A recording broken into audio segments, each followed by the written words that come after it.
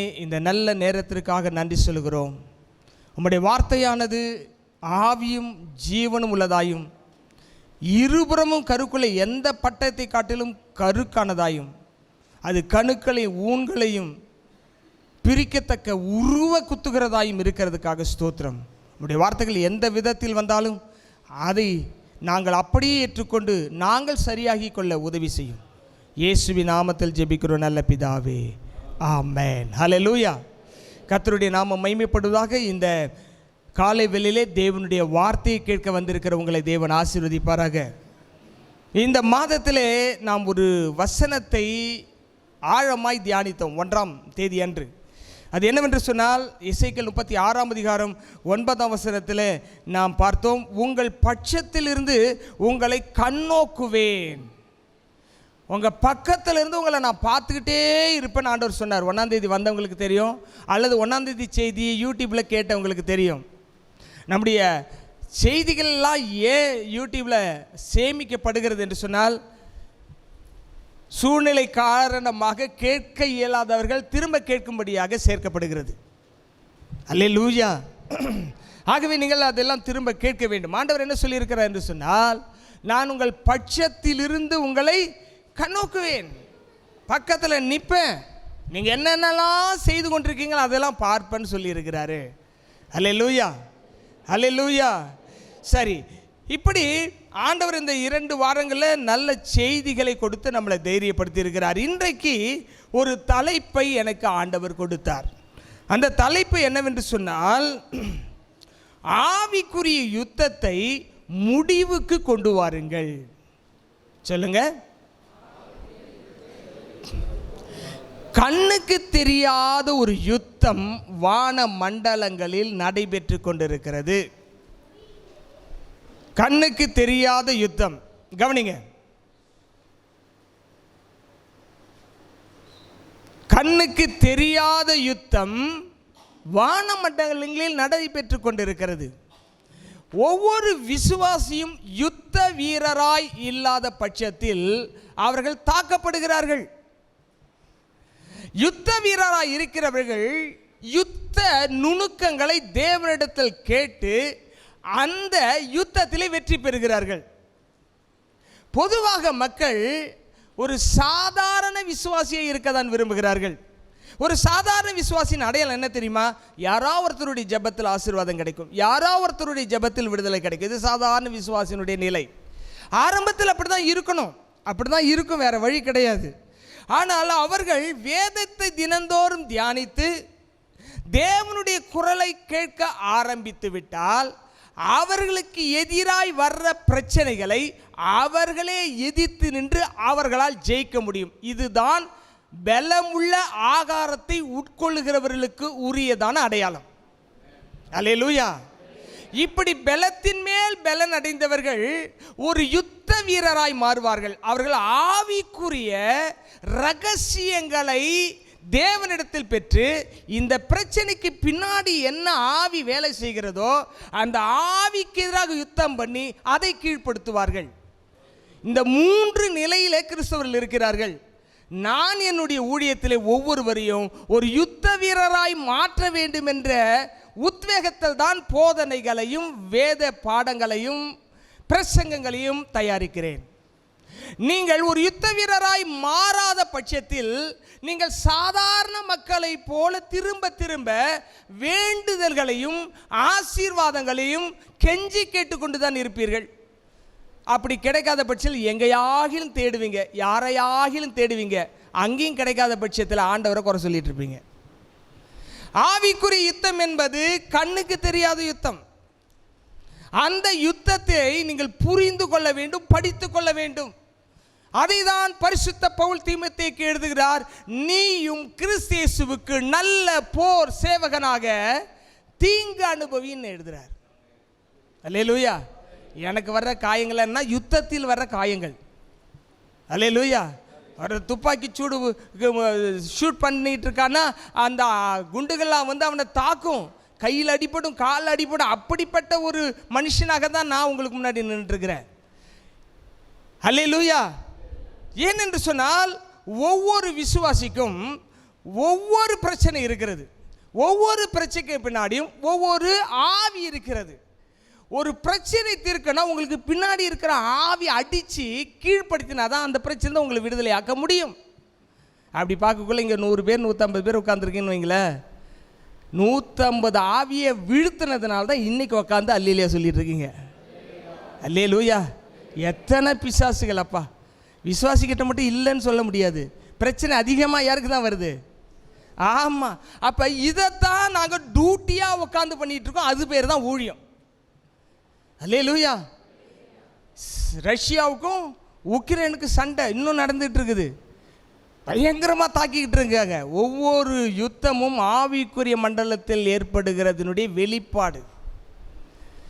ஆகவே யுத்தத்தை முடிவுக்கு கொண்டு வர வேண்டும் என்று சொன்னால் ஒரு சேனை தலைவன் இருக்கிறான் என்று சொன்னால் அதுக்கு பின்னாடி நிற்கணும் படைகள். அல்லேலூயா. அந்த படைகள் பின்னாடி நிற்காம முன்னாடி நின்று ஷூட் பண்ணிட்டு இருந்துச்சு, தலைவன் போயிடுவான். அப்போ படை தோற்று போகும், நாடு தோற்று போடும், தேவனுடைய திட்டம் தோற்று போயிடும், தேவனுடைய தரிசனம் பாழாய் போய்விடும். அதனால்தான் மிலிட்ரி டிசிப்ளின் சொன்னால் ஒபே த ஆர்டர். என்ன சொல்லுவாங்க? Obey the order. அட்டென்ஷனா டம்முன்னு அடிக்கணும், ஸ்டாண்டர்டைஸ்னா டம்முன்னு அடிக்கணும், ஒரே அடி மாதிரி இருக்கணும் எல்லாம். அதுக்கு பேர் தான் மிலிட்ரி டிசிப்ளின்.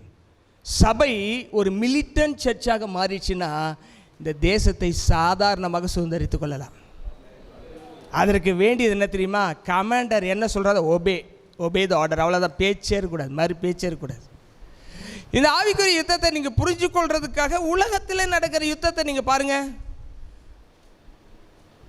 அந்த யுத்தத்தில் நடக்கிற விஷயங்கள்லாம் பார்த்தீங்கன்னா அது ஆவிக்குரிய மண்டலத்தில் அழகாக புரிஞ்சு கொள்ள முடியும். நீங்கள் யோசுவாவின் புஸ்தகத்தை எடுத்து வாசித்து பார்த்தீங்கன்னா அது ஒரு யுத்த புத்தகம். யோசுவாவின் புஸ்தகத்தை அப்படியே வேகமாலாம் படிச்சுட்டு போக முடியாது. அப்படியே படிக்க படிக்க ஆவிக்குரிய யுத்தம் என்ன, ஒவ்வொரு ஆவியினுடைய செயல்பாடு என்ன, அதை எப்படி அவர்கள் மேற்கொண்டார்கள், அல்லது அந்த ஆவியின் கீழே எப்படி விழுந்து போனார்கள், எதனால் விழுந்து போனார்கள், எந்த சிந்தனையினால் அவர்கள் விழுந்து போனார்கள், எந்த சிந்தனையினால் அவர்கள் அந்த ஆவியை மேற்கொண்டார்கள், இப்படியெல்லாம் அனலைட்டிக் பண்ணணும். பண்ணும்பொழுது பார்த்தீங்கன்னா உங்களுக்கு எதிராக இருக்கிறவைகளை அந்த லெசனை வச்சு ஈஸியாக மேற்கொள்ளலாம். அல்லேலூயா. நீங்கள் சாதாரண விசுவாசியாக இருந்துட்டு போங்க, ஒரு பிரச்சனை இல்லை. நீங்கள் அப்படியே சாதாரணமாக இருப்பீங்க. இன்னொருத்தர் யாரோ ஆசீர்வாதத்தை கொடுத்துட்ருப்பாங்க, நீங்கள் பாட்டில் இருப்பீங்க.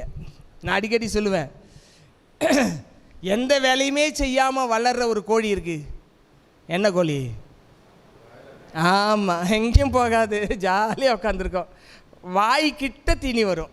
அந்த 4 ஸ்டெப்பு கூட நடந்து போகாது, வாய்க்கிட்ட தீனி வரும். கொட்டி கொத்தும், தண்ணி அப்படியே குடிச்சிக்கும். அதுக்கு மேடில் போட்டு அப்புறம் கொஞ்சம் லைட்டை போட்டு விடுவாங்க. பார்க்க அழகாக வெள்ளை வெளியேன்னு பரிசுத்த வாட்டியாட்டு இருக்கும். 56 நாளைக்கு முடிஞ்சு போச்சு வேலை. நாட்டுக்கோழி இருக்குது பாருங்க, பறந்தலை தொருத்தும், காக்காயை தொருத்தும், அடுத்த தலைமுறையை உருவாக்கும், மடை காக்கும், சாப்பாட்டை மறக்கும். 21 நாள் பார்த்தீங்கன்னா அப்படியே தக்கையாயிடும். நல்லா அடக்காத்து குஞ்சை பொறிச்சு அடுத்த தலைமுறையை வளர்க்கும். வளர்த்துட்டு ஒரு மாதம் 2 மாதம் அது கொஞ்சம் இந்த இறை பொறுக்கிறப்ப பார்த்தீங்கன்னா இது மறுபடி போய் முட்டை வைக்க ஆரம்பிக்கும். முட்டை வச்சு வளரும்பொழுது அந்த குஞ்சுகள்லாம் மறுபடியும் அம்மா கிட்ட வரும் பாருங்க, துரத்தி போய் கொத்தும், எல்லாம் பிச்சுக்கிட்டு ஓடும். என்னடா அம்மா தான் சாப்பாடு கொடுத்துச்சு, அம்மா தான் அடை காத்துச்சு, அம்மா தான். இப்போ என்ன சொல்லுது அம்மா என்ன பண்ணுது? ஏய், நீ உன் சொந்த காலில் நில்லு, நீ போய் இறைய தேடு, நீ காக்காவை துரத்த கற்றுக்கோ, பறந்தலை தொத்த கற்றுக்கோ. நான் குர்ன்னு சத்தம் போட்டேன்னா பறந்தல் வருதுன்னு அர்த்தம் தெரியுதுல்ல, நீ உன் பிள்ளைக்கு அதை கற்றுக்கொடுன்னு சொல்லுது. அல்லேலூயா. நீங்கள் நாட்டுக்கோழியாக இருக்கணும். எந்த கோழியாக இருக்கக்கூடாது? ஆமாம், அது நல்லா தான் இருக்கும் பார்க்குறதுக்கு, டேஸ்ட்டு சூப்பராக இருக்கும். வச்சிரும் ஆப்பு நமக்கு உள்ளே போச்சு. அல்லேலூயா. சபைனா எப்படி இருக்க வேண்டும் என்று தேவன் நினைக்கிறாரோ அப்படியான சபையாக மாறணும். மனுஷ சிந்தனையினால் உருவாக்கப்பட்டதல்ல திருச்சபை.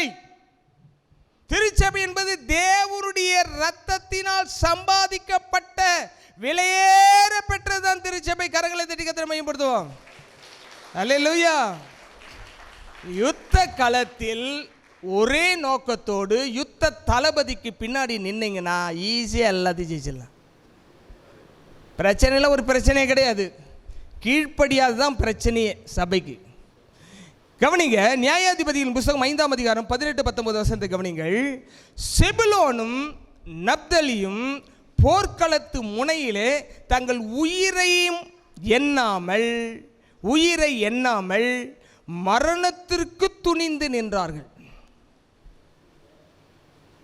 12 கோத்திர பிதாக்களிலே யுத்தம் வந்தபோது மற்ற கோத்திர பிதாக்கள்லாம் கோத்திரங்கள்லாம் சாக்கு போக்கு சொன்னது.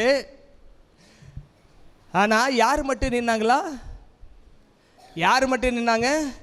செபுலோனும் நப்தலியும் போர்க்களத்து முனையிலே தங்கள் உயிரை எண்ணாமல் மரணத்துக்கு துணிந்து நின்றார்கள். இதாங்க யுத்தம். தெரியும், நான் எப்போ நான் ஆரம்பித்தேன்னு தெரியும் உங்களுக்கு. அந்த யுத்தம் ஆரம்பித்தா தெரியும், சிக்னல் தெரியும். குதிரை யுத்தம் முரசு அடித்தா அது காலை கீழே தட்டி கணைக்குமா, நான் போய் யுத்தத்தில் போய் நான் ஜெயிக்க போகிறேன்னு. அந்த அறிவு குதிரைக்கு இருக்கு. யுத்த முரசு அடித்தா யானைக்கு தெரியும், வேற எல்லாத்தையும் மறந்துடும், அந்த யுத்தத்தை மட்டும்தான் நினைக்கும். அப்படிதான் ஆவிக்குரிய தலைவன், ஒரு யுத்தத்தை கற்ற ஆவிக்குரிய தலைவன் யுத்தம் வந்து விட்டால் எல்லாத்தையும் மறந்துட்டு யுத்தத்தில் நிற்பான். சில டைமில் எங்கேயுமே போக முடியாது, விசிட்டிங் கூட போக முடியாது, யுத்த களத்தில் நின்றாக வேண்டும். யார் யார் நின்றார்கள்? செபுலோனும் நப்தலியும் போர்க்களத்து முனையிலே தங்கள் உயிரையும் எண்ணாமல்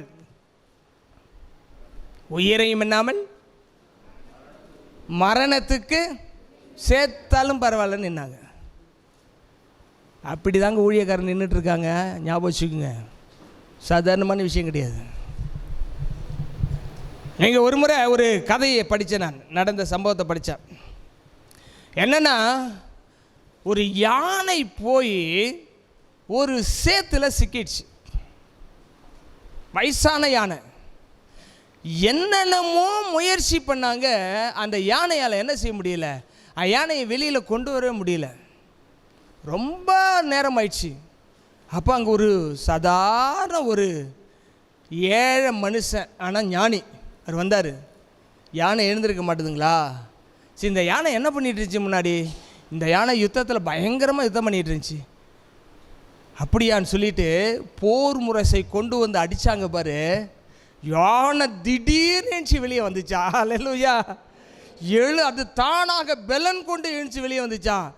ஆவிக்குரிய மனிதர்களாக இருப்பீர்கள். உங்கள் குடும்பத்துக்கு எதிரான யுத்தத்தை அறிந்தால், உங்கள் சபைக்கு எதிரான யுத்தத்தை நீங்கள் அறிந்தால், தேசத்துக்கு எதிரான ஆவிக்குரிய யுத்தத்தை நீங்கள் அறிந்தால், விருண்டெழுந்து தேவ சமூகத்தில் நின்று யுத்தம் செய்வீர்கள். உங்கள் உயிரையும் எண்ண மாட்டீர்கள். அப்படிப்பட்ட மனுஷர்களா நீங்க உருவாகணும். வெந்ததை தின்போம், விதி வந்தா சாவோன்னு இருக்கக்கூடாது, வாழக்கூடாது. செபுலோனும் நப்தலியும் தங்கள் உயிரையும் எண்ணாமல் போர்க்களத்து முனையிலே துணிந்து நின்றார்கள். தேவன் அந்த துணிச்சலை பார்த்தாரு, எதிரிகளை சிதறடித்தார். நீங்க ஒரு தியாகம் பண்ணாம ஒரு அறுவடையை கொண்டு வரலாம் நினைச்சிடாதீங்க. நீங்க ஒரு தியாகம் பண்ணாம ஒரு மாற்றத்தை கொண்டு வரலாம் நினைச்சிடாதீங்க. எனக்கு தெரியும், ஆவிக்குரிய யுத்தத்தை என்னுடைய தகப்பனார் பாஸ்டர் நாத்தான் இடத்துல கற்றுக்கொண்டேன். அவர் எப்படியெல்லாம் யுத்தம் பண்ணார் என்பது என் சிறு வயது முதற்கொண்டு தெரியும். ஆனால் அப்போ அது புரியல, இப்போ எல்லாமே புரியுது. இங்கே கவனியுங்கள், நாம் யுத்தத்தில் எப்படி இருக்கணும்னா வல்லவர்களாக இருக்க வேண்டும். யுத்தத்தில் எப்படி இருக்க வேண்டும்? வல்லவர்களாக இருக்க வேண்டும். புரியாது, என்னடா ஆவிக்குரிய யுத்தம் அப்படின்றதெல்லாம் புரியாது. ஆனால் தெரிஞ்சுக்குங்க, புரிய வேண்டிய காலத்தில் அது புரியும். ஆனால் ரொம்ப தாமதமாக கூடாது. பிரசங்கின் புஸ்தகம் 11ஆம் அதிகாரம் 5ஆம் வசனம், ஆவியின் வழி இன்னதென்றும் கர்ப்பவதியின் வயிற்றில் எலும்புகள் உருவாகும் விதம் என்னதென்றும் நீ அறியாதிருக்கிறது போலவே எல்லாவற்றையும் செய்கிற தேவனுடைய செயல்களையும் நீ அறியாய். என்ன போட்டிருக்காரு? என்ன சொல்லியிருக்காரு? ஆவியின் வழி இன்னதென்றும், ஆவியின் வழி இன்னதென்றும் கர்ப்பவதியின் வயிற்றிலே எலும்புகள் உருவாகும் விதம் என்னதென்றும் நீ அறியாது இருக்கிறது போல. சொல்லுங்க, யாருமே எடுக்கலையா? படிங்க பார்க்கலாம். இருக்கிறது போல எல்லாவற்றையும் செய்கிற தேவனுடைய செய்கைகளையும் நீ அறியாய். உனக்கு தெரியாதுடா, கீழ்ப்படி, அவ்வளோதான். ஆண்டவர் என்ன சொல்கிறாரு, மகனே உனக்கு தெரியாது. உன்னுடைய கமாண்டர் என்ன சொல்கிறாரு, கீழ்ப்படி. உன்னுடைய ஆவிக்குரிய தலைவர் என்ன சொல்கிறாரு, கீழ்ப்படி. அது கீழ்ப்படிஞ்சா நீ வெற்றி பெறுவாய். நீ விளக்கம் புரிஞ்சாதான் கீழ்ப்படி வேணாம், அவ்வளோதான், முடிஞ்சது. அதுக்குள்ளே யுத்தம் முடிஞ்சு அது வேறு பக்கம் போயிடும். அல்லேலூயா, அல்லேலூயா. ஒரு பாடல் இருக்கு, எழுப்புதலான பாடல். என்ன பாடல் தெரியுமா? கடைசி நாட்களிலே கடாட்சிக்கும் தேவனவர் மாமிசமான யாவரின் மீதும் மாரியை பொழிவேன் என்றார், அருள் மாரியை பொழிவேன் என்றார். இந்த எழுப்புதல் வர்றதுக்கு பெரிய தடை இருக்குது. ஒரு அல்லேலூயா சொல்லாமா? எழுப்புதல் வர்றதுக்கு பெரிய தடை என்ன தெரியுமா? உலகம் கிடையாது, உலகத்திற்கு எந்த கட்சியும் கிடையாது. சபைக்குள் இருக்கிற விசுவாசியை தூங்கி கொண்டிருக்கிறார்கள். யுத்தம் நடந்து கொண்டிருக்கிறது, தூங்கி கொண்டிருக்கிறார்கள். தாவீது ஏன் தோற்று போனான் தெரியுமா? சாமுவேல் புஸ்தகத்தில் என்ன வாசிக்கிறோம்? பெலிஸ்தருக்கு எதிராக யுத்தம் நடந்தபோது தாவீதோ உப்பரி எருசலேமில் இருந்தான்.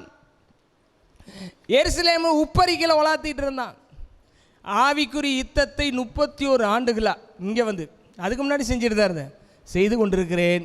என்னோடு கூட நின்று யுத்தம் பண்ணுகிற நப்தலியும் செபுலோனும் இல்லை. அதான் ஒரு பெரிய பரிதாபமான நிலை. ஒரு ஆவிக்குரிய மனுஷனோடு ஆவிக்குரிய மனுஷன் தான் நிற்பான். ஒருத்தரும் நிற்கலைன்னா ஒருத்தர் ஆவிக்குரியவங்க இல்லைன்னு அர்த்தம். வேதனையான ஒரு ஸ்டேட்மெண்ட்டு தான், வேறு வழி இல்லை, சொல்லாமல் இருக்க முடியாது. Be stand with your spiritual leader. You cannot understand what he is doing, but you obey his commandment. God will deliver you and bless you. Hallelujah. இங்க என்ன சொல்லப்பட்டிருக்கு கவனியுங்கள். உனக்கு பிள்ளையை பெற்றெடுக்கிற வயிற்றுல எப்படி அதுக்கு எலும்பு வந்துச்சுன்னு உனக்கு தெரியுமான்னு கேட்குறாரு. யாருக்கா தெரியுமா? தெரியாது. அதே மாதிரி தான் ஆவிக்குரிய மனுஷனும் பற்றியும் தெரியாது, ஆவிக்குரிய வழி தெரியாது. ஏன்னா ஆவிக்குரிய யுத்தத்தை கற்றாதான் ஆவிக்குரிய வழி தெரியும். அல்லேலூயா. இங்கே யாரா துப்பாக்கி சூடுற பயிற்சி எடுத்துருக்கீங்களா? யாரும் இல்லை. யாரும் இல்லையா? இருக்கீங்களா? ஒருத்தரும் இல்லை. எனக்கும் தெரியாது. நம்ம கையில் இப்போ கொடுத்தா என்ன ஆகும்? இப்படி அமுத்தும் போது நம்ம சோல்பட்டி பிச்சுக்கிட்டு அந்த பக்கம் போயிடும். முன்னாடி இருக்க சுடாது, நம்மளை போட்டுரும். ஆவிக்குரிய யுத்தத்தை பற்றி தெரியலனா ஆவிக்குரிய தலைவர்களை பற்றி நீங்கள் புரிந்து கொள்ள முடியாது. ஆகவே விமர்சிக்க கூடாது. தெரியாததை புரியாததை விமர்சனத்துக்கு உட்படுத்தக்கூடாது. அல்லேலூயா, அல்லேலூயா. அப்படியே எல்லாவற்றையும் செய்கிற தேவனுடைய செயல்களையும் நீ எல்லாம் எனக்கு தெரியும் யாரும் சொல்லாதீங்க. ஆவிக்குரிய விதமே வேறு, அது உலகமே வேறு. இன்னும் கூட கவனிங்க. 1 கொரிந்தியர் 2ஆம் அதிகாரம் 12 வாசிங்க. 1 கொரிந்தியர் 2ஆம் அதிகாரம் 12 வாசிங்க.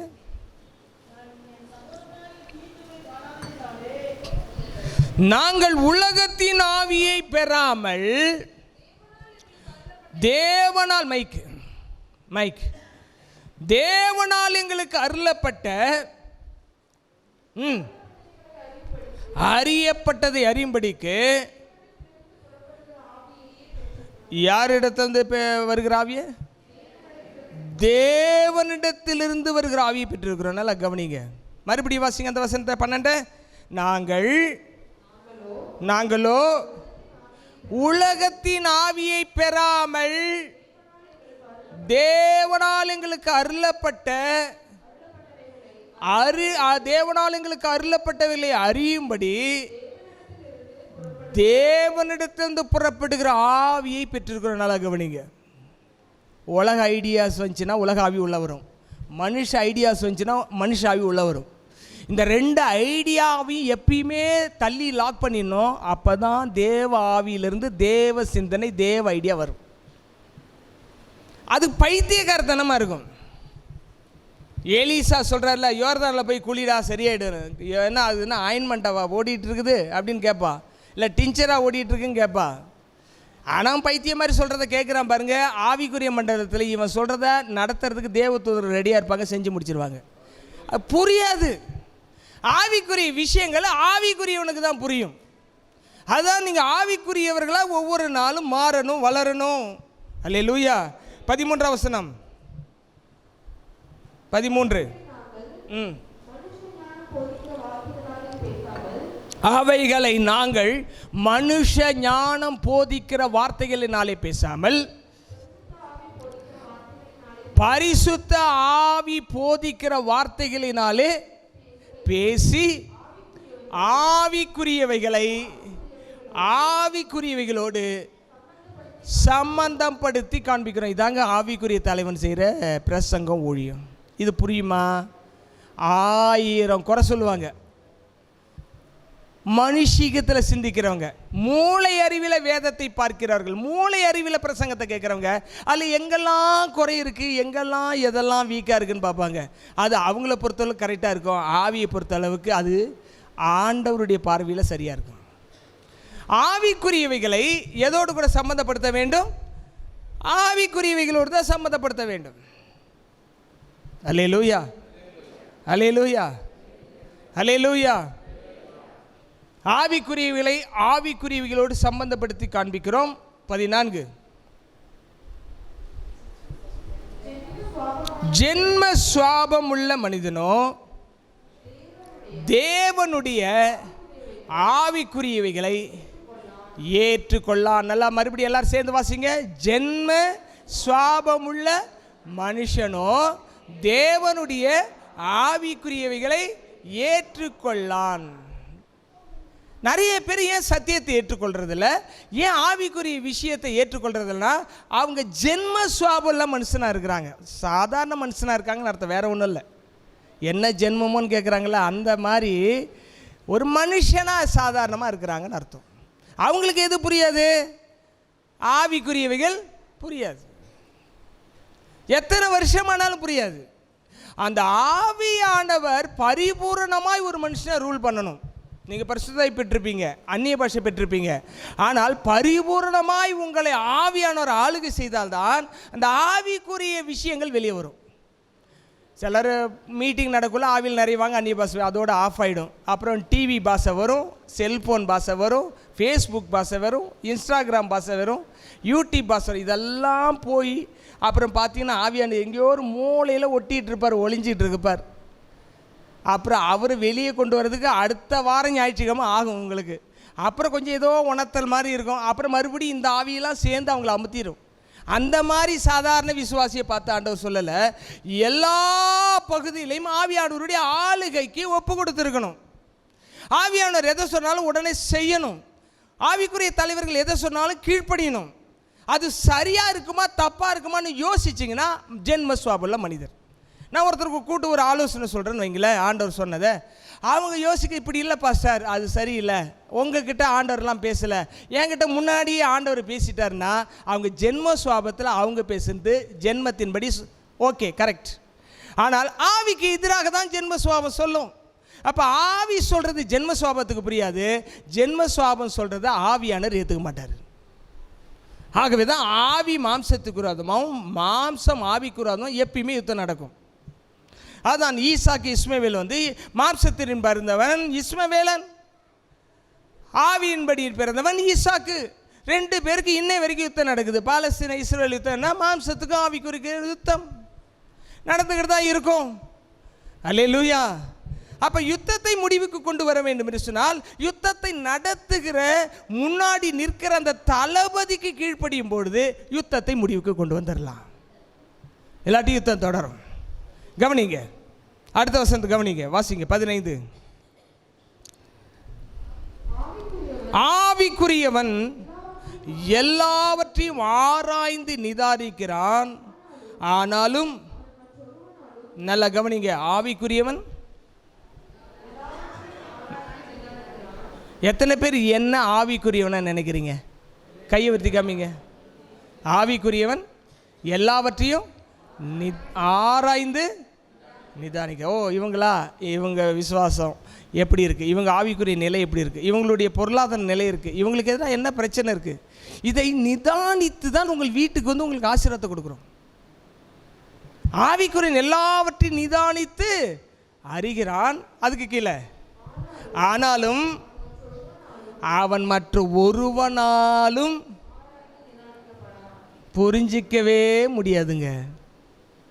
ஒரு ஆவிக்குரியவனை எந்த ஆவிக்குரிய நிலையில் இருக்கிறவங்களும் புரிஞ்சிக்க முடியாது. இப்போ என்ன புரிஞ்சுக்கணும்னா, எனக்கு மேலே இருக்கிற ஆவிக்குரிய தலைவர், மெய்ப்பர், தலைமை போதகர் பாஸ்டர் பிரதாப் சிங் ஐயா, அவர் தான் புரிஞ்சிக்க முடியும். நீங்கள் புரிஞ்சிக்க முயற்சி பண்ணாலும் புரிஞ்சிக்க முடியாது. ஆனால் கீழ்ப்படியலாம், அவ்வளோதான். உங்கள் ஸ்டேஜ் ஒரு லெவல் இருக்குது, என் ஸ்டேஜ் ஒரு லெவலில் இருக்குது, அவர் டாப் லெவலில் இருக்கார். ஆவிக்குரியவன் எல்லாத்தையும் நிதானித்து அறிகிறான். எதை எப்படி செய்யணும், யாருக்கு என்ன செய்யணும், யாருக்கு என்ன செய்யக்கூடாது, யாரை எங்கே நடத்தணும், யாரை எங்கே நடத்தக்கூடாது, யாரை பேச வைக்கணும், யாரை பேச வைக்கக்கூடாது, யாரை எங்கே அனுப்பணும், எங்கே அனுப்பக்கூடாது. ஆனால் அவனை ஒருத்தனுமே புரிஞ்சிக்க முடியாது. ஆனால் அவனுக்கு கீழ்ப்படியலாம். ஆவிக்குரிய விஷயங்கள் ரொம்ப கடினமாக தான் இருக்கும், புரிஞ்சு கொள்ள முடியாததாக இருக்கும். ஆனால் ஆர்டருக்கு கீழ்ப்படிஞ்சிட்டா வெற்றி உங்களுக்கு கிடைக்கும். இங்கே அடுத்த வசனத்தை கவனிங்க. 16 கர்த்தருக்கு போதிக்கத்தக்கதாக அவருடைய சிந்தனை அறிந்தவன் யார்? ஆண்டவர் பார்த்து கேட்குறாரு. அவருக்கு யாராவது டீச்சிங் பண்ண முடியுமா? அவருக்கு யாராவது டீச்சிங் பண்ண முடியுமா? அவருக்கு யாராவது டீச்சிங் பண்ண முடியுமா? சொல்லுங்க பார்க்கலாம். யாரும் அவருக்கு போதிக்க முடியாது. ஆண்டவருக்கு யாரை போதிச்சிருக்காங்களா? ஆண்டவருக்கு யாரை போதிச்சிருக்காங்களா பைபிளில்? மோசே போதிச்சிருக்கிறார். இங்கே பவுல் சொல்கிறார்ல, என்ன சொல்கிறாரு?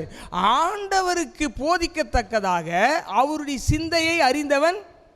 அப்படின்னா என்ன அர்த்தம்? அவருடைய சிந்தையை அறிந்திருந்தால், அவர் இதுதான்ப்பா நினைக்கிறாருன்றதை நினைக்கிற ஒரு மனுஷன் இருந்தால் அவருக்கு கிட்ட கொஞ்சம் பேசலாம்.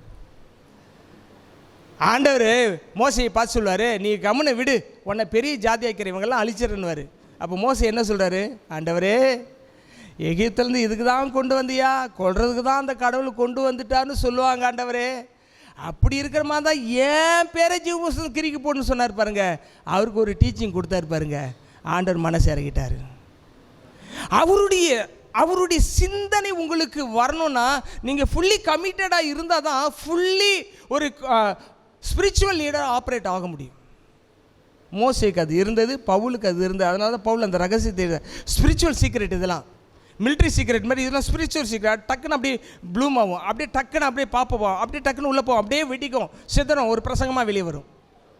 இதெல்லாம் உள்ளே நடக்கிறது தானே. இது ஒரு ஏர் ஸ்ட்ரைக் நடக்கும் ஆவிக்குரிய மண்டலத்தில். டக்குன்னு பார்த்தோன்னா ஒரு வெளிச்சம் கிடைக்கும், டக்குன்னு பார்த்தா கொஞ்சம் முன்னேறுவோம். அதுக்கப்புறம் பார்த்தீங்கன்னா ஒரு ஸ்டம்பிளிங் பிளாக் இருக்கும், மறுபடியும் கெஞ்சுவோம், அங்கேருந்து மறுபடியும் ஒரு ஏர் ஸ்ட்ரைக் டமால்னு உடையும், மண். இப்படி தான் இன்ச்சு பை இன்ச்சாக போயிட்டுருக்கோம். வாழ்க்கை என்பது எப்படி தெரியுமா? என்னைக்கு அபிஷேகம் என் தலைமையில் இறங்குச்சோ அன்னையிலேருந்து ஆவிக்குரிய போராட்டத்தை போராடி போராடி போராடி மேலே போயிட்டே இருக்கிறேன். எப்போல்லாம் முத்துகிறதோ, போராட்ட நெருக்கடிகள் வருதோ, அப்படி தான் தேவசமுத்திரம் வந்து அப்படியே சரணடைஞ்சிடறேன். அப்போ சீக்ரெட்ஸ் எல்லாம் வரும். சீக்ரெட்ஸ் ரூம் இருக்குது பரலோகத்தில். சீக்ரெட்ஸ் எல்லாம் திறந்து கொடுக்கறதுக்குன்னு ஒரு ரூம் இருக்குது. யாரெல்லாம் ஃபுல்லி கமிட்டடாக இருக்காங்களோ அவங்களுக்குலாம் சின்ன சின்னதாக சொல்லிக் கொடுப்பாரு, ஸ்டெப் பை ஸ்டெப்பாக சொல்லிக் கொடுப்பாரு. அதில் ஃபுல்லாக உள்ளே போனோன்னு வைங்களேன், எல்லாத்தையும் நொறுக்கி போட்டுடலாம். அவ்வளோ விஷயங்கள் இருக்குது. அதனால தான் நீங்கள் ஆவிக்குரிய மனிதர்களாக மாற வேண்டும், யுத்தத்தை முடிவுக்கு கொண்டு வர வேண்டும். அல்லேலூயா. வாசித்தீங்க இல்லையா? அப்போ தேவனுக்கு போதிக்கத்தக்கதாக அவருடைய சிந்தையை அறிந்தவன் யார்? கேள்வி. பதில், எங்களுக்கோ சொல்லிட்டாரா? அப்போ அவர் என்ன சொல்கிறாரு? மோசே அப்படி சொன்னார், பவுல் என்ன சொன்னார்? இஸ்ரவேலர் ரட்சிக்கப்பட வேண்டும் என்பதே என்னுடைய ஜெபமும் மனபாரமாக இருக்கின்றாரு. அவர்களுக்காக நானே புறக்கணித்து போவதற்கு மோசையை போல சொல்கிறாரு, நான் ஆகாதவனாக போனாலும் பரவாயில்ல, இஸ்ரவேல் ரட்சிக்கப்பட வேண்டும். ஒரு ஊழியன் என்ன ஜெபிக்கிறாங்க தெரியுமா? ஆண்டவரே, நாங்கள் போனாலும் பரவாயில்ல, மக்கள் நல்லா இருக்கட்டும் ஆண்டவரே, அவங்க பரலோகத்துக்கு வந்து சேரணும் ஆண்டவர். அதான் ஆவிக்குரிய தலைவனுடைய பெரிய இன்டென்ஷனே அதுதான்.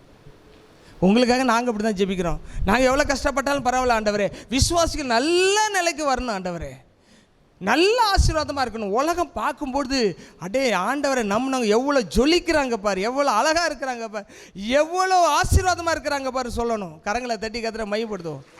அல்லேலூயா, அல்லேலூயா, அல்லேலூயா. இதுதான் ஆவிக்குரிய தன்மை, இதுதான் ஆவிக்குரிய வழி. இதை நீங்கள் கேட்ட உடனே என்ன செய்யணும்? இதை ஒரு 100 முறை திருப்பி கேளுங்க. இதுலேருந்து நிறைய ரகசியங்களை கற்றுக்கிட்டு நீங்கள் ஒரு ஆவிக்குரிய தலைவர மாதிரிலாம். 6 நாளில் 100 முறை திரும்ப இதை கேட்டுருங்க. மாற்றமே சொல்ல வேண்டியதில்லை. நான் ஒரு செய்தியை கர்த்தர் எனக்கு பேசுகிறாரு ஒரு வீடியோ மூலமாக, ஒரு கிளிப் மூலமானா அதை 100 முறை திரும்ப கேட்டுருவேன். அதே தாட்டுக்குள்ளே வருவேன். அதுக்குள்ளே எப்படி ஃபோக்கஸ் ஆகணும், அதுக்குள்ளே எப்படி நுழையணும், அதுவை எப்படி அச்சீவ் பண்ணணும், அதுவாக மாறுற வரைக்கும் அதை விடவே மாட்டேன். திரும்ப கேட்பேன். அதுலேருந்து ரெவலேஷன்ஸ் வரும். அதை தியானிக்கும் போது விஷன்ஸ் ஓப்பன் ஆகும். அதை தியானிக்கும்போது கர்த்தருடைய வார்த்தை மேலிருந்து வரும். கர்த்தர் புதிய வழிகளை காட்டுவார். இது இப்படி தான் ஆவியிலே நடக்கிற ஒரு விஷயம். இதெல்லாம் இந்த ஆவிக்குரியவங்களாம் நீங்கள் மாறணும். எத்தனை பேர் ஆவிக்குரியவங்களாம் மாறணும்னு விரும்புகிறீங்க? அல்லேலூயா. அப்போனா நீங்கள் என்கிட்ட கற்றுக்கிடணும். எப்படி கற்றுக்கணும்? இந்த வசனம்லாம் கர்த்தர் கொடுக்குறாருல, இதெல்லாம் திரும்ப கேட்கணும். கேட்க என்ன செய்யலாம்? கற்றுக்கொள்ளலாம். அல்லேலூயா, அல்லேலூயா. சரி, வாசிங்கள். நீதிமொழிகளின் புஸ்தகம் 14ஆம் அதிகாரம் 12ஆம் வசனம். மனுஷனுக்கு செம்மையாய் தோன்றுகிற வழி உண்டு, அவைகளின் முடிவு மரண வழிகள். வாசிக்க பார்க்கலாம். மைக் இல்லையா? மனுஷனுக்கு செம்மையாய் தோன்றுகிற வழியுண்டு, அதன் முடிவோ. நல்லா கவனிங்க. ஆவிக்குரிய மனுஷன் போடுற கால்குலேஷன் ஜீவனுக்கு போகும். ஜென்ம சுவாபம் மனுஷனை கொடுத்தா இங்கே சொல்லியிருக்கு. அந்த மனுஷனுடைய வழிகள் எப்படியா இருக்குமா? மனசுக்கு எப்படி இருக்குமா? எல்லாம் கரெக்டாக தானேப்பா இருக்குது, எல்லாம் சரியாக தானே இருக்குது. என்ன பாஸ்டர் வளர்றாரு? பாஸ்டருக்கு ஒன்றும் தெரியல, பாவம். நிறைய பேர் என்ன ரொம்ப பாவமானு நினைக்கிறாங்க. மனுஷனுக்கு செம்மையை தோன்றுகிற வழி உண்டு, அவைகளின் முடிவு எப்படிப்பட்டது? வாசிமா மைக்கில் இன்னொரு வசனத்தை. 16:25 நீதிமொழி 16:25.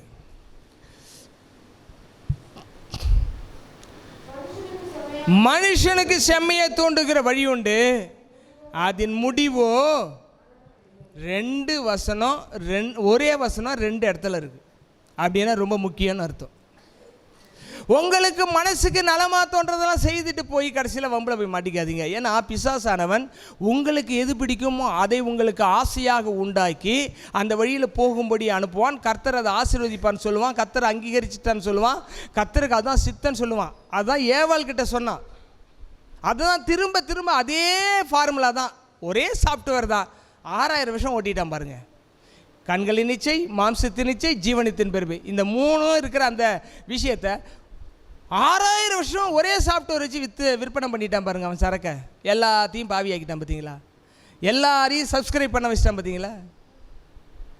மனுஷனுக்கு செம்மையை தோன்றுகிற வழி உண்டு, அதன் முடிவோ மரண வழி. ஆகவே தேவன் சொல்லாமல் எதை செய்தாலும் அதனுடைய முடிவு எப்படி இருக்குன்னா மரண வழியாகத்தான் இருக்கும். அல்லேலூயா. ஆவிக்குரிய யுத்தத்திலே நீங்கள் உங்கள் குடும்பத்தோடு நிற்க வேண்டும். ஆவிக்குரிய குடும்பத்தோடு. ஆவிக்குரிய இதில் ஒருத்தர் மட்டும் சண்டை போடுறான்னு வைங்களேன், அவருக்கு கீழே 100 பேர் இருந்து சண்டை போட்டால் எப்படி இருக்கும்? ஒருத்தரே அடிச்சுக்கிட்டு தூக்கிட்டு இருக்க முடியுமா? எதிரிகள் நிறைய வருவாங்க. ஒரு ஆள் மட்டும் சண்டை விட்டுட்டு இருந்தால் எப்படி இருக்கும்? எவ்வளோ சோர்ந்து போவாங்கல்ல. இன்றைக்கி ஆவிக்குரிய வாழ்க்கையில் ஊழியர்கள் சோர்ந்து போகிறது காரணம் அவர்களை புரிந்து கொண்டு அவர்களோடு நின்று யுத்தம் பண்ண ஆட்கள் இல்லை. நிறைய பேர் ஜெபிக்க வாங்கன்னு கூப்பிட்டு ஜெபிச்சுக்கிட்டு இருக்கிறாங்க. அங்கே ஜெபிக்கிறாங்க, இங்கே ஜெபிக்கிறாங்க, இங்கே பட்ட ஆளு ஜெபிக்கிறாங்க. வெற்றி வருதா, மாற்றம் வருதா, ரிசல்ட் என்ன கால்குலேஷன் பண்ணி ஜெபிக்கிறவங்க சொல்லணும். இல்லைன்னா அதை நிறுத்திட்டு வேறு வேலையை பார்க்கணும். நான் தான் சொல்கிறேன், என் கூட சேர்ந்து ஜெபிச்சு பாருங்கள். உங்களுக்கு என்ன வெற்றியோ அதை என்னைக்கு ஜெபிக்கிறீங்கன்னு தேதியை போடுங்க, என்னைக்கு ஜெபத்தை முடிக்கிறீங்க, என்னைக்கு ரிசல்ட் கிடைக்குன்னு எழுதி வைங்க. நான் எனக்கு ரெக்கார்டு வச்சுருக்கேன். என் ஜெபத்துக்கு எதுக்கெல்லாம் தேவன் பதில் கொடுத்தான்னு ரெக்கார்டு வச்சுருக்கேன். அல்லேலூயா. சும்மா உறுதியே இல்லாமல் ரிசல்ட்டே இல்லாத ஒரு ஜெபம் தேவையற்றது. அது பொழுதுபோக்கான ஜெபம். அல்லேலூயா. எசேக்கியேல் புஸ்தகத்தில் எபேசியர் புத்தகத்தில் 6ஆம் அதிகாரம் 1ஆம் வசனத்தை கவனியுங்கள். எல்லாருக்கும் தெரிந்த ஒரு மனப்பாட வசனம். பாருங்க, அதை வாசிக்கிறது கவனிங்க. 6:1 எல்லாருக்கும் தெரிஞ்ச வசனம் தான், சின்ன குழந்தையெல்லாம் தெரியும். ஆவிக்குரிய யுத்தத்தை பற்றி ஒரு குறிப்பை உங்களுக்கு சொல்கிறேன். ஆவிக்குரிய யுத்தத்தில் நீங்கள் உங்கள் தகப்பனோடு நின்றால் தேவனோடு நிற்கிறீர்கள்.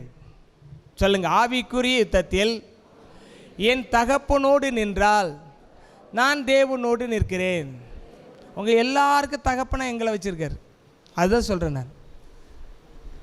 ஆவிக்குரிய யுத்தத்தில் தகப்பனோடு நின்றால் நீங்கள் யாரோடு நிற்கிறீர்கள்?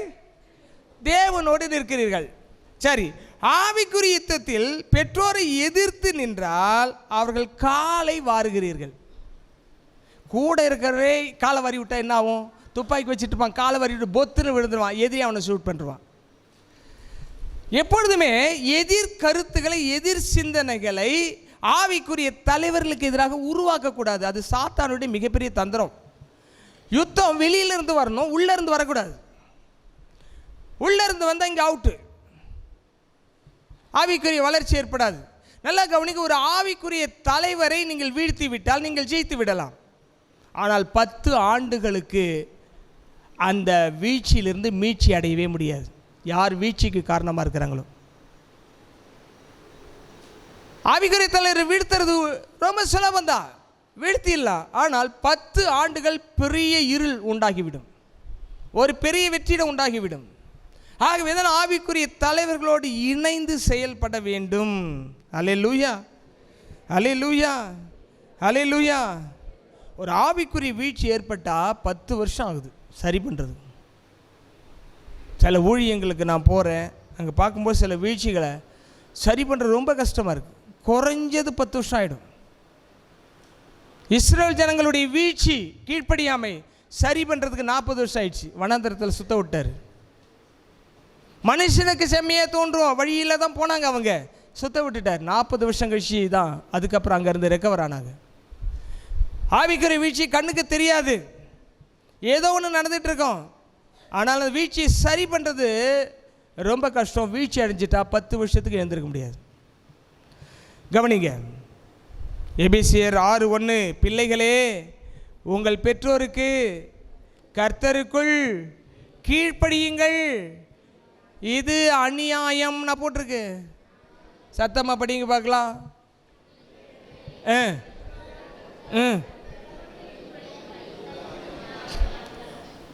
எத்தனை பேர் ஆவிக்குரிய பெற்றோரா சபை போதகரமா நினைக்கிறீங்க? கை உயர்த்தி காமிங்க பார்க்கலாம். அப்போ எதை சொன்னாலும் எஸ் சொல்லுங்கள். எஸ் சொன்னீங்கன்னா தப்பிச்சுக்குவீங்க, இல்லாட்டி ஆவிக்குரிய வீழ்ச்சி வரும். அதுலேருந்து உங்களை ரிகவர் 10 வருஷம் ஆகிடும். சில சொல்லுவாங்க, ஏன் ஜெபம் கேட்கப்பட மாட்டேங்குது, ஏன் எனக்கு குழப்பமாக இருக்குது, ஏன் எனக்கு தூக்கம் வர மாட்டேங்குது, ஏன் எனக்கு ஆசீர்வாதம் வர மாட்டேங்குது. காரணம் ஆவிக்குரிய தலைவர் சொல்கிறது கேட்கறது இல்லை, போய் மாட்டிக்கிறது. அப்புறம் என்னாலையும் ரிகவர் பண்ண முடியாது. நான் போராடி போட்டு அழுதுகிட்டு கிடப்பேன், ஆண்டவரே இந்த விசுவாசியை காப்பாற்றுங்க, இவங்களை உயிர்ப்பீங்க, இவங்களுக்கு பொருளாதார தாங்க, ஜெபிப்பேன். ஜெபத்துக்கு ஆன்சர் வராது. அல்லேலூயா. அப்போ எது அறிவு, எது புத்தி? யோபு சொல்கிறார் பாருங்க, 28:28. யோபு 28:28. மனுஷனை நோக்கி இதோ ஆண்டவருக்கு பயப்படுவதே ஞானம், பொல்லாப்பை விட்டு விலகுவதே புத்தி என்று சொன்னான். பாருங்க எவ்வளோ லேட்டாகுது நமக்குலாம் எடுக்கிறதுல. மனுஷனை நோக்கி இதோ ஆண்டவருக்கு பயப்படுவதே ஞானம், பொல்லாப்பை விட்டு விலகுவதே புத்தி சொல்கிறாங்க. ஆவிக்குரிய இந்த சபை மட்டும் கீழ்ப்படிதல்ல நம்பர் 1 இருந்துச்சுன்னா இந்த சபையினுடைய வளர்ச்சி எங்கேயோ போயிருக்கும். மனுஷத்தில் யோசித்து ஏன் இப்படி செய்யக்கூடாது, ஏன் அப்படி செய்யக்கூடாது, ஏன் இப்படி நடக்கூடாது. இது மனுஷ மூளையே வேலை செய்கிறது அதிகமான மக்கள் இருக்கிறதுனால அப்படியே ஸ்தம்பித்து போகிறது சபை வளர்ச்சி. கீழ்ப்படியாமை தான் உலகத்திலே பெரிய பாவம். The greatest sin is disobedient. உலகத்திலே பெரிய பாவம் என்ன தெரியுமா? கீழ்ப்படியாமை. ஒருத்தனை கொண்டுட்டாக்கணும், ஒரு நிமிஷம் தான் உயிர் போயிடும். நான் கீழ்ப்படியாமல் ஒவ்வொரு நிமிஷமும் மேலே இருக்கிறவனை கொண்டுட்டு இருக்குது. அப்போ ஆண்டவர் என்ன சொல்கிறாரு? மனுஷன் நோக்கி என்ன சொல்கிறாரு? மனுஷன்னா மனுஷன் தன்மையில் நினைக்கிறோம், ஜென்ம சுவாபம் மனுஷனை பார்த்து சொல்கிறாரு, ஆண்டவருக்கு பயப்படுவதே ஞானம், பொல்லாப்பை விட்டு விலகுவதே புத்தி. இது பொல்லாத வழி கர்த்தருக்கு பிரியமில்லை, வெளியே வா அப்படின்னு சொன்னால் வெளியே வந்துடணும். சபை போகாத, போகக்கூடாது. சரி சொல்லாங்க, என்னங்க சித்தப்பா வீட்டுக்கு மாமா வீட்டுக்கு போகிற மாதிரி போகக்கூடாதா? தப்பே இல்லை, போகலாம். ஆனால் அப்பனுக்கு தெரியாமல் போகக்கூடாது. திருட்டுத்தனமாக போகிறது கரெக்டா? யோசனை பண்ணி பாருங்கள். நிறைய பேர் கேட்குறாங்க என்கிட்ட, சந்தோஷம், நீங்கள் கேட்குற கேள்வி நியாயம். அப்பாவுக்கு சொல்லாமல் சித்தப்பா வீட்டுக்கு போவாங்களா? அப்பாவுக்கு சொல்லாமல் மாமா வீட்டுக்கு போவாங்களா? போயிட்டு எங்கே வந்தானே எங்கேயுமே போகலான்னு சொல்லுவாங்களா? பொல்லாப்பை விட்டு விலகுது தான் புத்திங்க. ஆண்டவருக்கு பயப்படுறது தான் ஞானம். இதை வாங்கி கொள்ளணும். அல்லேலூயா. நம்ம பாவத்துக்கு விரோதமாக யுத்தம் செய்யணுமே தவிர பரிசுத்தவான்களுக்கு விரோதமாக யுத்தம் பண்ணக்கூடாது. பரிசுத்தவான்களுக்கு விரோதமாய் பிசாசின் சேனை தான் யுத்தம் பண்ணும். தேவ பிள்ளைகள் பரிசுத்தவான்களுக்கு விரோதமாக யுத்தம் பண்ணக்கூடாது. யூடியூப்பில் நிறைய விமர்சிக்கிறவங்க, அதெல்லாம் தப்பு. தைரியம் தான் நேராக போய் சொல்லணும். அவங்க கேட்டாலும் சரி கேட்காலும் விட்டுணும். அதோட வேறு வேலையை பார்க்கணும். ஏன்னா ஆவிக்குரிய யுத்தத்தில் சாத்தானுக்கு பின்னாடி போய் நிற்கக்கூடாது, பரிசுத்தவான்கள் பக்கத்தில் நிற்கணும். அவங்க என்ன தவறு செய்திருந்தாலும் தேவன் மன்னித்து மறந்து அவங்களை தூக்குவார். நாம் அப்புறம் குற்றவாளி ஆகிடுவோம். பரிசுத்தவான்கள் பக்கத்தில் நின்று அவங்களுக்கு உதவி செய்யணும்.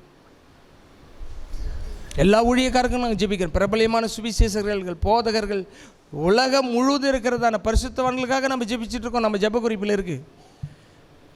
அவர்களுடைய பரிசுத்தவான்கள் குறைவில் அவர்களுக்கு உதவி தான் செய்யணும். எதுக்கு எதிராக தான் நிற்கணும்? பாவம் செய்வதற்கு எதிராக தான் நம்ம எதிர்த்து நிற்கணுமே. அதே பாவத்துக்கு எதிராக, பரிசுத்தவான்களுக்கு எதிராக எதிர்த்து நிற்கக்கூடாது. எரேமியா புஸ்தகம் 44:5.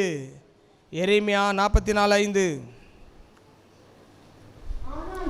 ஆனாலும்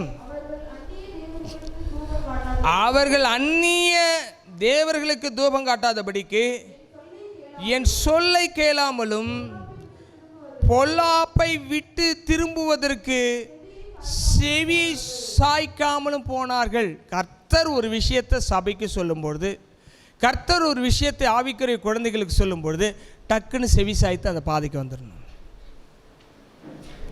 அல்லேலூயா, அல்லேலூயா. புரியுதா உங்களுக்கு? வசனத்தை கேட்டுட்டு அப்படி விட்டு போகாதீங்க தயவுசெய்து. அந்த வசனத்தை ஃபாலோ பண்ணுற வரைக்கும் அந்த வசனத்தையே பின்தொடருங்க. வெளியில் ஸ்கிப் ஆகி போயிடாதீங்க. இந்த மெசேஜ் நல்லா இருக்குது, அந்த மெசேஜ் நல்லா இருக்குது. இன்றைக்கி கர்த்தர் உங்களுக்கு என்ன சொல்கிறதோ அதான் உங்களுக்கு மெசேஜ். அந்த மெசேஜாக நீங்கள் மாறணும். ஏற்கனவே சொன்னல, நான் ஒரு வசனத்தை ஆண்டவர் கொடுத்துட்டாருன்னா பல மாதங்கள் தியானிக்கிறேன். அந்த வசனமாக நான் மாறு வரைக்கும் அடுத்த வசனத்துக்கு போகிறதில்ல. என்னுடைய ரீடிங் டைமை விட மெடிடேஷன் டைம் தான் அதிகம். படிக்கும் நேரத்தை விட தியானிக்கும் நேரம் தான் அதிகம். அந்த தியானிக்கிறேன்னா என்கிட்ட எங்கெங்கெல்லாம் குறை இருக்குது, எங்கெங்கெல்லாம் அழுக்கு இருக்குது, எங்கெங்கெல்லாம் பள்ளம் இருக்குது, எங்கெல்லாம் மேடு இருக்குது, அதெல்லாம் சரி பண்ணிட்டு தான் ஒரு பிரசங்கமாக உருவெடுத்து வெளியே வரும். வாழ்க்கை பேச்சில் அல்ல, பலத்தில் வாழ்வதில் இருக்கிறது.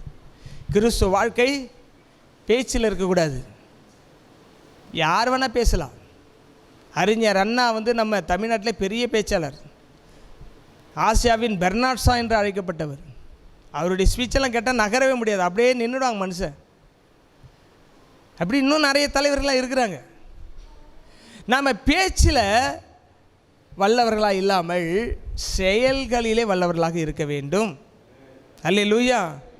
அவங்க என்ன அந்த வசனத்தை ரிப்பீட் பண்ணுற, ஆனாலும் அவர்கள் அந்நிய தேவர்களுக்கு தூபம் காட்டாதபடிக்கு என் சொல்லை கேளாமலும் பொல்லாப்பை விட்டு திரும்புவதற்கு செவியை சாய்க்காமலும் போனாங்க. உங்கள் மேலே இருக்கிற தலைவர் சொல்லுகிறதை நீங்கள் கேட்காம போனீங்கன்னா ரொம்ப கஷ்டம். சிக்கலில் மாட்டிட்ட பிறகு ஒன்றும் பண்ண முடியாது.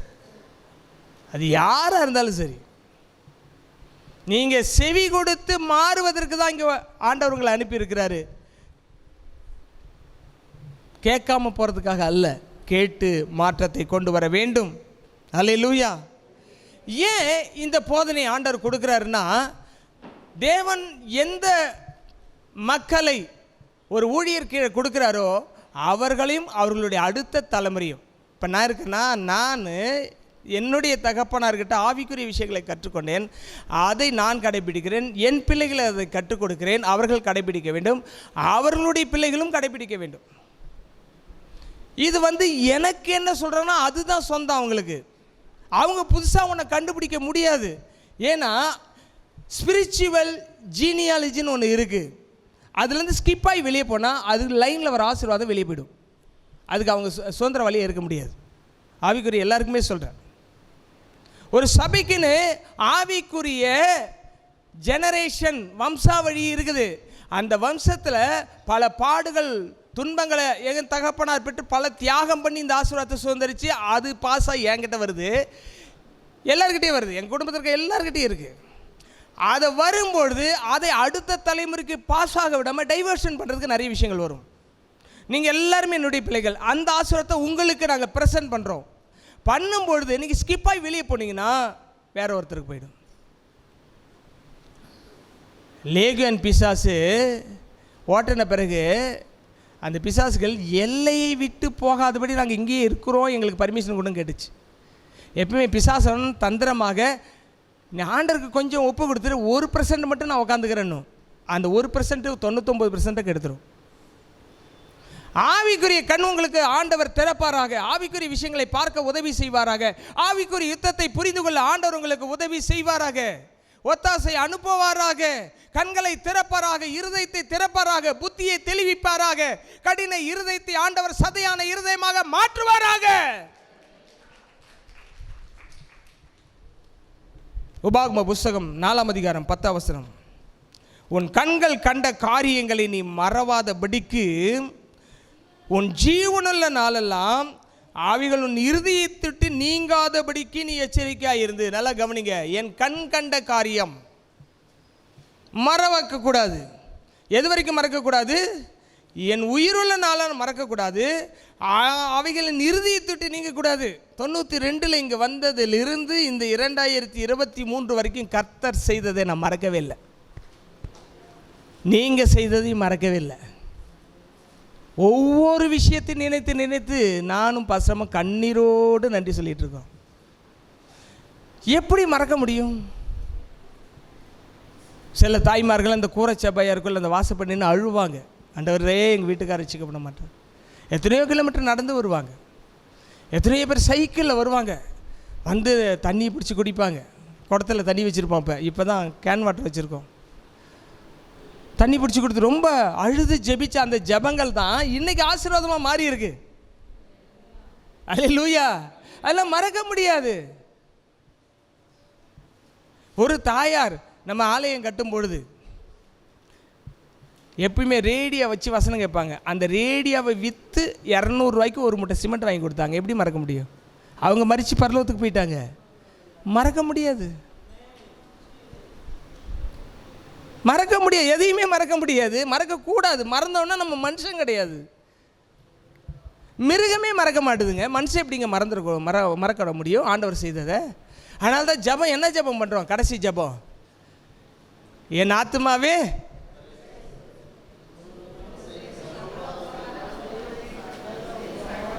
அவர் செய்த சகல உதவிகளை நன்மைகளை என்றும் மறவாதின்னு சொல்லி முடிச்சுட்டு கேட்டை விட்டு இறங்கின பிறகு மறந்துடுறோமே.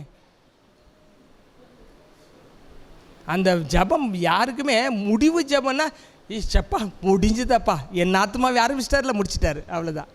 அந்த சந்தோஷத்தில் போகிறது எல்லாத்தையும் மறந்துடுறது. ஆண்டவர் சொல்கிறார், ஒன்றை கூட மறக்கக்கூடாது.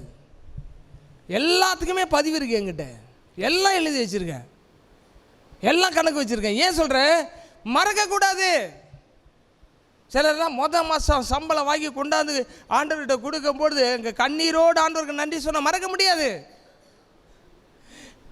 நான் என்ன உங்களுக்கு சொல்கிறேன்னா, கர்த்தர் உங்களுக்கு செய்ததை நீங்கள் மறக்காமல் நன்றி சொல்லிகிட்டே இருந்தீங்கன்னா புதிய நன்மைகள் தானாகவே வரும். ஆனால் கீழ்ப்படியணும். தேவனுக்கும் சபைக்கும் தேவனுடைய வார்த்தைக்கும் நடத்துகிறவர்களுக்கும் பூரணமாக கீழ்ப்படிந்தா இன்னைக்கு ஜெபிச்சா அன்னைக்கே ஆசீர்வாதம் வந்துடும். இல்லை நான் வேறு முயற்சி பண்ணுறேன்னு கீழ்ப்படியாமல் போய் எந்த முயற்சி பண்ணாலும் ஆசீர்வாதம் வராது. இந்த பாதி வசனம் இன்னும் நிற்கிது பாருங்க. அவைகள் உன் இருதயத்தை விட்டு நீங்காதபடிக்கு நீ எச்சரிக்கையாக இருந்து உன் ஆத்துமாவை ஜாக்கிரதையாக காத்துக்கொள். இந்த சபையிலேருந்து என்னென்ன நன்மை நீங்கள் எல்லாம் வாங்கியிருக்கீங்களோ அதெல்லாம் மறந்துடாதீங்க.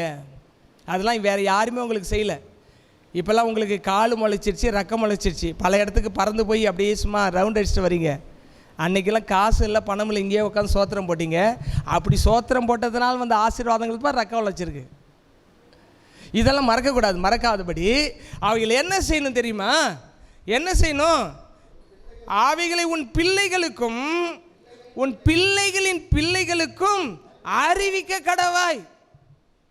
இதை தான் நீங்கள் செய்யணும். டேய், சபைன்றது எப்படி தெரியுமா? கர்த்தர் இவ்வளோ நன்மைகள் எங்களுக்கு செய்தார்.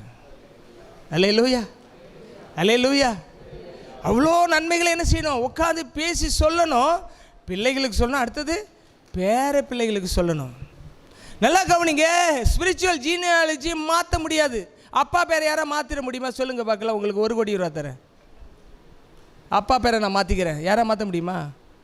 ஸ்பிரிச்சுவல் ஜீனியாலஜி அதான் ரூல்ஸ், மாற்ற முடியாது. ஆவிக்குரிய வம்ச வழியிலையும் தகப்பன் பேரை மாற்ற முடியாது. தகப்பன் வழியில் தான் போய் ஆகணும். தகப்பன் சொல்கிறத தான் கேட்டாகணும். அவங்க சொல்கிறபடி செய்தால் மட்டும்தான் ஆசீர்வாதம், இல்லாட்டி கிடையாது. நீங்கள் வெளியே போயிடுவீங்க, ஆசீர்வாதம் வெளியே போயிடும். உங்கள் சிந்தனை வெளியே போயிட்டா ஆசீர்வாதம் வெளியே போயிடும். எத்தனை பேர் கர்த்தர் எனக்கு பேசுகிறான்னு சொல்லிட்டு விசுவாசிக்கிறீங்க? அல்லேலூயா, அல்லேலூயா. யாரும் அப்பாவாக முடியாது. பைபிளில் போட்டிருக்கு, அநேக உபாத்தியாயர் உங்களுக்கு இருந்தாலும் தகப்பன்மார் அநேகர் இல்லை. தகப்பன்மார் உங்களுக்கு முன்னாடி போகிற இன்சியல், பின்னாடி போகிற இன்சியல் கிடையாது. கல்யாணம் ஆயிடுச்சுன்னா பிள்ளைங்க பின்னாடி தான் போடும் புருஷன் பேரை, அப்பா பேரை முன்னாடி தான் போடணும். அல்லேலூயா. இதை மாற்றினீங்கன்னா அது அசிங்கம். அப்பா இனிஷியலாக மாற்ற முடியாது. ஆவிக்குரிய அப்பா இன்சியலை மாற்ற முடியாது. ஆவிக்குரிய அப்பாவுடைய வார்த்தைகளையும் மாற்ற முடியாது. ஏனென்றால் அங்கேருந்து வருகிறதுக்கு கொடுக்கப்படுகிறது. செவி கொடுத்து அந்த ஜீனியாலஜியில் வர்ற ஆசீர்வாதத்தை வாங்கிறதுக்கு தயாராகிடணும். ஏன்னா 2024 ஆண்டவர் பெரிய ஆசீர்வாதத்தை வச்சிருக்கிறாரு. பார்த்துக்கிட்டே இருக்கிறேன். எத்தனை பேர் கீழ்ப்படுகிறாங்க, எத்தனை பேர் டைவர்ட் ஆகுறாங்க, எத்தனை பேர் வந்து தேவசத்துக்கு வெளியில் போகிறாங்க, எத்தனை பேர் எதிர்த்து நிற்கிறாங்க, எத்தனை பேர் நோக்கத்தை இழந்து போகிறாங்க, எத்தனை பேர் தரிசனத்தை இழந்து போகிறாங்க, எத்தனை பேர் ஆவியை விட்டு பிரிந்து போகிறாங்க. இதெல்லாம் பார்த்துட்ருக்குறேன். எல்லாம் சரி பண்ணிக்கிட்டிங்கன்னா, அந்த சீர்திருத்த மறுசீரமைப்பின் ஆண்டில் மாறிட்டிங்கன்னா கர்த்தர் உங்களை ஆசீர்வதித்து உயர்த்துவார். அல்லேலூயா. என்ன போட்டிருக்கு? அவைகளை உன் பிள்ளைகளுக்கும் பிள்ளைகளின் பிள்ளைக்கும் அறிவிக்க கடவாய். அதை தான் செய்யணும். அதை தான் செஞ்சிட்ருக்குறோம்.